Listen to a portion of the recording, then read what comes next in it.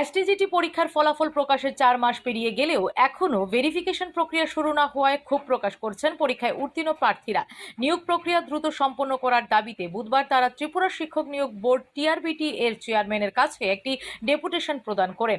প্রার্থীদের অভিযোগ, ফলাফল প্রকাশের পর দীর্ঘ সময় অতিবাহিত হলেও ভেরিফিকেশন প্রক্রিয়া শুরু না হওয়ায় নিয়োগ প্রক্রিয়া কার্যত আটকে রয়েছে। এর ফলে চাকরি প্রার্থীদের মধ্যে অনিশ্চয়তা ও উদ্বেগ বাড়ছে। অনেকেই ভবিষ্যৎ কর্মজীবনের পরিকল্পনা করতে পারছেন না বলেও দাবি করেন। ডেপুটেশনের মাধ্যমে প্রার্থীরা দ্রুত ভেরিফিকেশন প্রক্রিয়া শুরু করার পাশাপাশি কবে নাগাদ তা সম্পন্ন হবে এবং চূড়ান্ত মেধা তালিকা প্রকাশ করা হবে সে বিষয়ে নির্দিষ্ট সময়সূচি ঘোষণার দাবি জানান। তাদের বক্তব্য, নিয়োগ প্রক্রিয়া অযথা বিলম্ব না করে দ্রুত প্রয়োজনীয় পদক্ষেপ গ্রহণ করা হলে দীর্ঘদিনের অপেক্ষার অবসান ঘটবে। এদিকে বিষয়টি নিয়ে টিআরবিটি চেয়ারম্যান প্রত্যুষ রঞ্জন দেব জানান, চাকরি প্রার্থীরা ভেরিফিকেশন প্রক্রিয়া সম্পন্ন না হওয়ায় ক্ষোভ প্রকাশ করছেন। রাজ্য সরকার ও যত তাড়াতাড়ি সম্ভব এই যোগ্য প্রার্থীদের তালিকা প্রকাশ করার জন্য নির্দেশ দিয়েছে।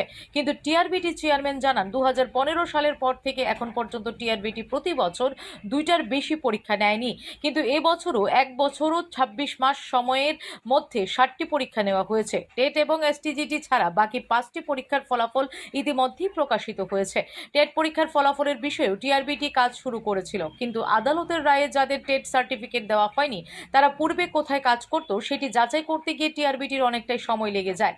কেননা অনেকেই রয়েছেন যারা বহিরাজ্যে কাজ করতেন, সে জায়গায় গিয়ে সেখানে সেই তথ্য ভেরিফিকেশন করতে হয়, ফলে সেই কাজে অনেকটাই সময় লাগছে।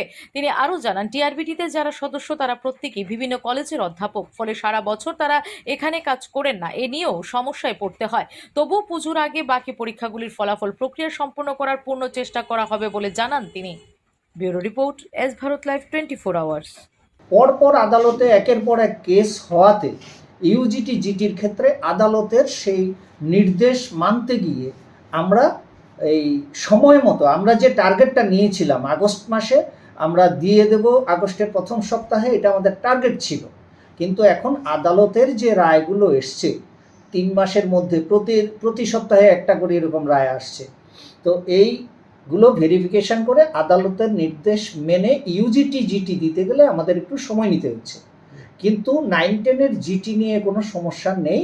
আমরা এখন চেষ্টা করব যত দ্রুত এই আদালতের বিষয়গুলোকে অ্যাড্রেস করে যথাযথভাবে, এবং এসটিজিটি যারা এসেছিলেন তাদের কাজটাও যাতে দ্রুত আমরা করে দিতে পারি সেটা চেষ্টা করব। এবং আমি আপনাদের মারফত এটা সমস্ত ক্যান্ডিডেটদেরকে আমি সামনে উপস্থিত করতে চাইছি যে আপনাদের আমাদের বোর্ডে আসার দরকার নেই।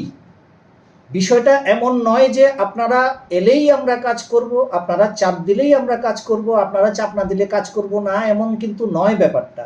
আমরা আমাদের শিডিউল অনুযায়ী কাজ করে যাচ্ছি, আমাদের তরফ থেকে বিন্দুমাত্র গাফিলতি নেই।